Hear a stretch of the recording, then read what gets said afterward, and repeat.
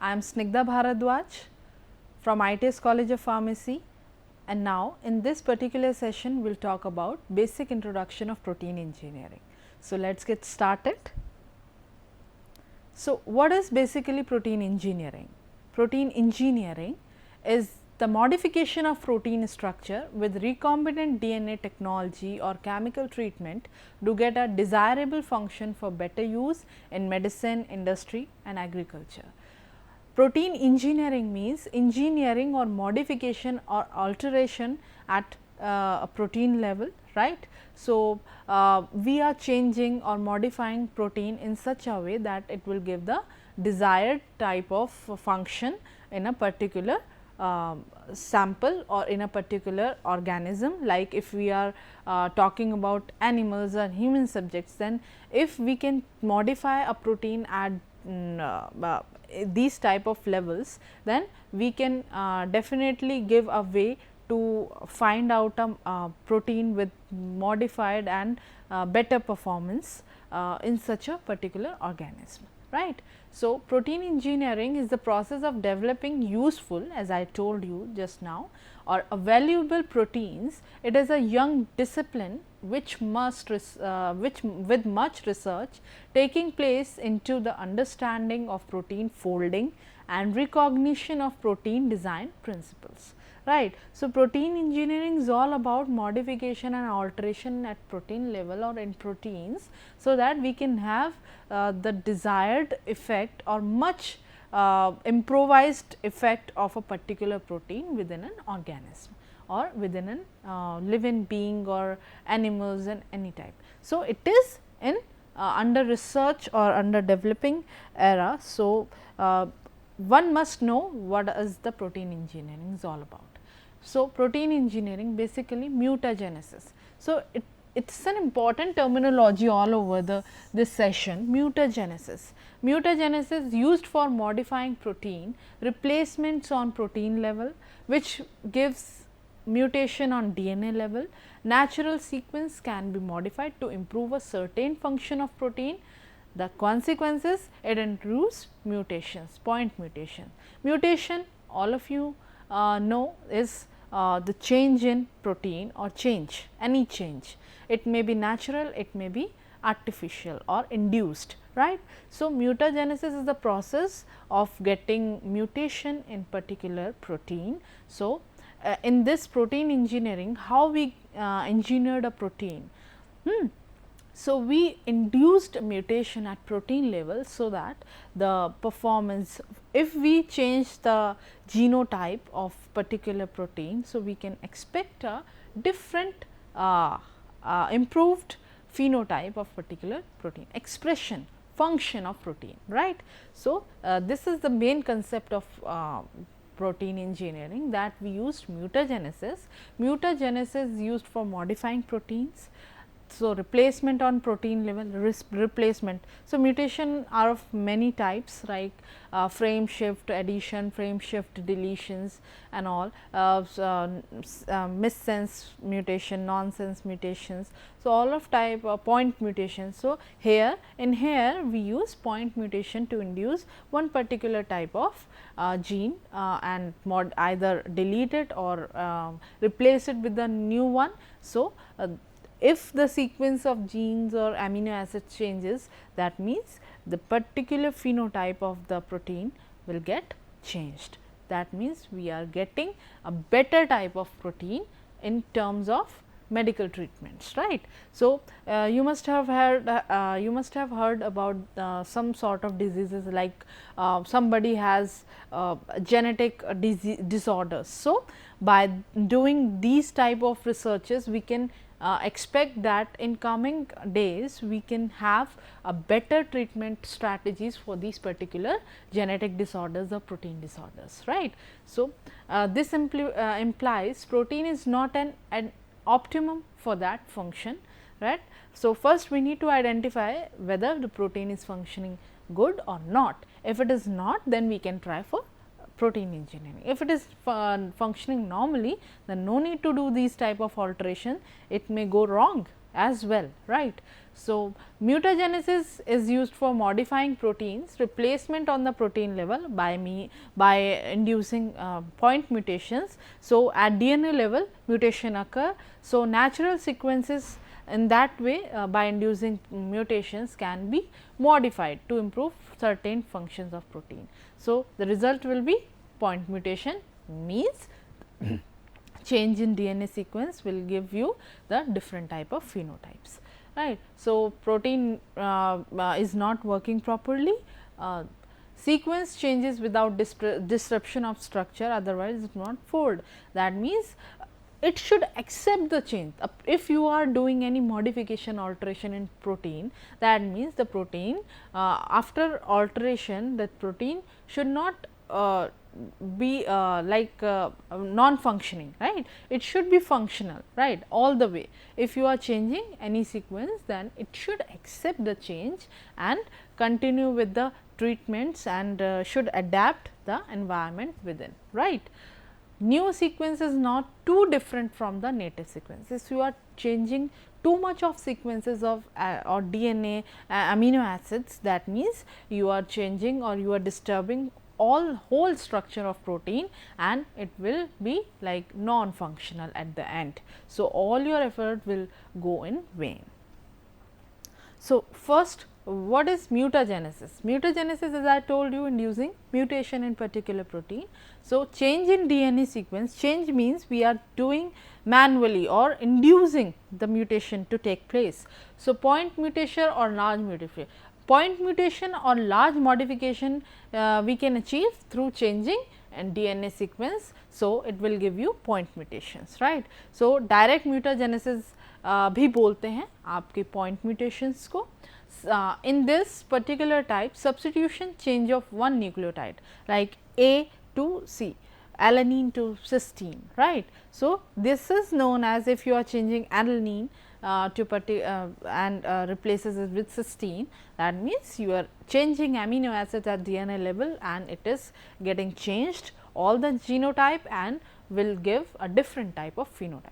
So, before doing that, how you know that if we replace a cysteine with alanine, then it will work properly. So, you must have a thorough understanding of all the protein engineering, what type of amino acids have particular role in the body, how it works, how it functions, so that you can have thorough understanding of the structures of protein and then you can modify it accordingly. Without knowing the functions and roles of individual protein, you cannot modify.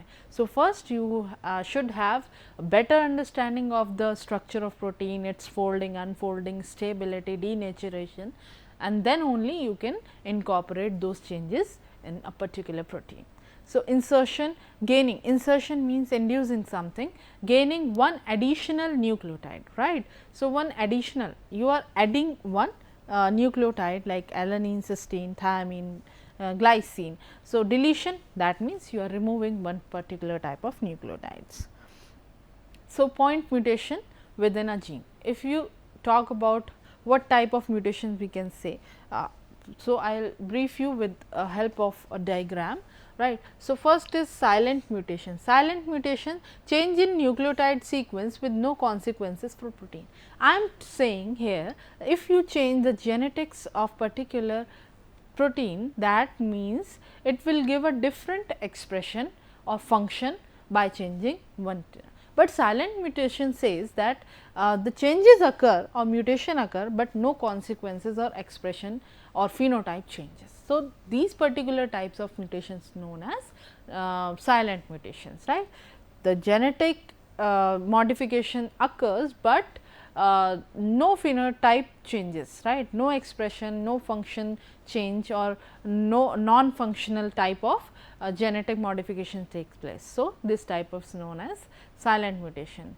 When you talk about that, you have all the sequences here. So, this is basically amino acid, this is a wild type means natural sequences. So, amino acids, phelanine, arginine, tryptophan, right, mRNA, dRNA. So, this is the basic sequence in protein, right. So, here it is a natural one, when we induce mutation, one by one I will let you know what type of mutations are there. So, change of amino acids. If you are seeing change of amino acids are like, okay. So, change of amino acids means will give you missense, right, nonsense, truncation of protein, truncation.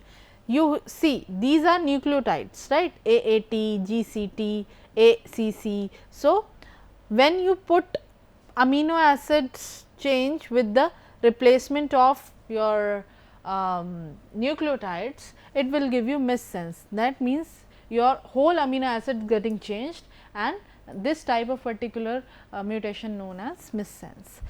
Nonsense means at the end when you changes nucleotide sequence or one nucleotide with another, that stop the protein synthesis function. That means, no further protein is getting synthesized in the body, and truncation stop of particular process. So, this will give you nonsense type of mutation, it is not of no use.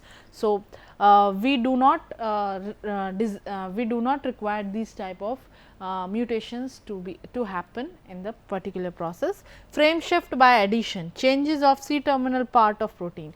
Or yes, in nonsense, if we talk about a protein is functional wrong, that in that case we can use these nonsense to change this particular type of mutation on nucleotides, and then after once the wrong protein is getting synthesized, it will stop the process by inducing these nonsense type of mutations. Frame shift by addition. Frame shift by addition change the C terminal part of protein. So, here these amino acid will give the protein synthesis basically. So, you see this part we are changing, these type of amino acids will give you frame shift by addition, frame shift by additions, right.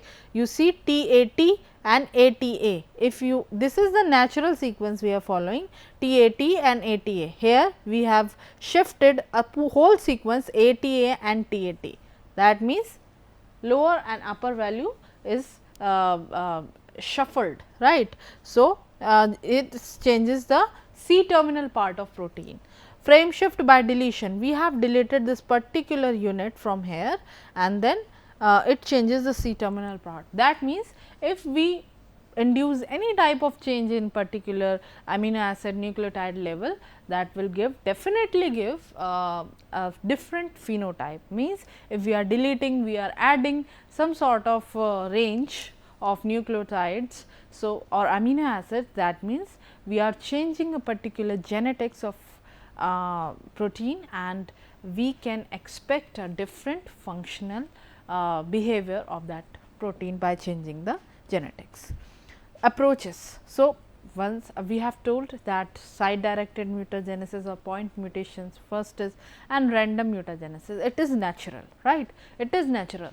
So, point mutation in particular known area, right, we are inducing, we know that which sequence is getting changed and what type of behavior we will get, right. So, these are known as point mutations, and random mutagenesis point mutations in all the area with DNA of interest, right. So, in particular one DNA we can have different point mutation and different sites, right. Results, library of wild type.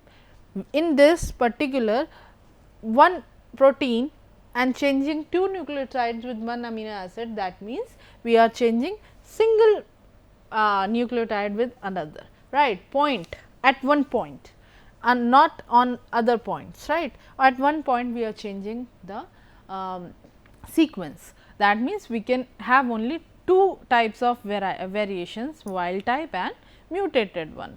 But in this case random mutagenesis, if we are talking about DNA, so DNA, right. So, DNA we are inducing point mutation and different points. That means, we are getting a library of these type of mutants. So, one wild type means natural raw, right. So, result is library of wild type and mutated DNAs, right. So, a real library, many variants, and then once we get the library of mutants and wild types, we will further screened out all the type variants, and needs to be selected which type of variant is performing well among all. So, it is a tedious job, random mutagenesis occurs. So, it will take time and it is very difficult to identify in short time span that which is performing. So, variety of studies or analytical procedures are required to check or screen out which protein is performing very well. So, we can use here the computational screening techniques to cut short the time taking processes. Like in wet lab, we used to check individual protein on the animals and then how they are performing. So, instead of that, we use computational screening to cut short the time and to increase the productivity of the particular process. So, direct evolution, random mutagenesis, it is based on the process of natural evolution. No structural information required in this case, because point mutation is happening at different sites of a particular DNA. So, no understanding required. This is basically random type of mutagenesis which happens over the period of times. General procedure is generation of genetic diversity, right, screening and further selection using computational screening of wet lab methods, identification of successful variants, right. Through screening only we can identify successful variants. So, random mutagenesis, here you see DNA shuffling. So, in this case you see gene pool with related DNA sequence. So, we have different DNA and with different genes present here. Fragmentation. So, DNA's first treatment, fragmentation. DNase is the enzyme which is used here to break the DNA strands into fragments, and then we use reassembly. So, reassembly means, so you see we are using PCR technique. So, in this fragments we choose the best performing fragments and then like this we have selected. So, this type of sequence will give a better performance among all. So, how this is how we using PCR technique we can identify the best performing and we can merge or make a best performing protein, engineered protein, right. So, mutant gene is present and coded protein with improved properties, right. If gene modification there, so we can expect the protein engineered is good enough.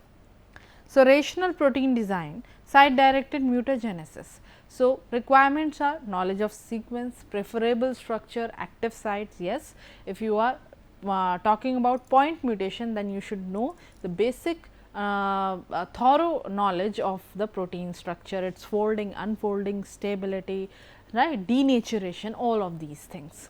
Understanding of mechanism, how it is happening, which type of mutation induced mutation will give which type of effect, right. Knowledge about structure, functional relationship, definitely if you are changing the genetic structure, genetic sequence, it will it is giving you a different type of structural protein and with different type of functions, right. Identification of cofactors like factor affecting any performance of protein like pH, temperature, right. Temperature, of course, it affects the protein stability. High temperature will give the denaturation of protein. So, site directed mutagenesis, here you see restriction site.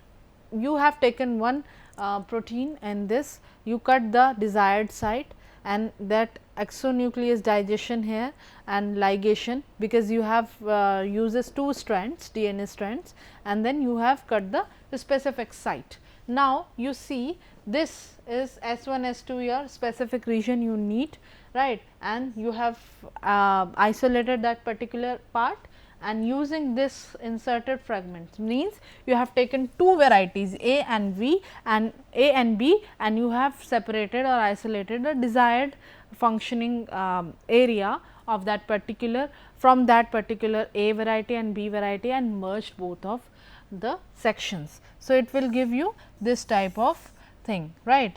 The specific portion you have taken from A variety and inserted into B variety. So, you will get C variety with improved performance. What can be engineered in proteins? Folding, right. Folding means structure, right. So, we can say that the protein is folding, that means it is stabilized. If it is unfolding, that means it is unstabilized or denatured. So, thermodynamic stability is of utmost importance.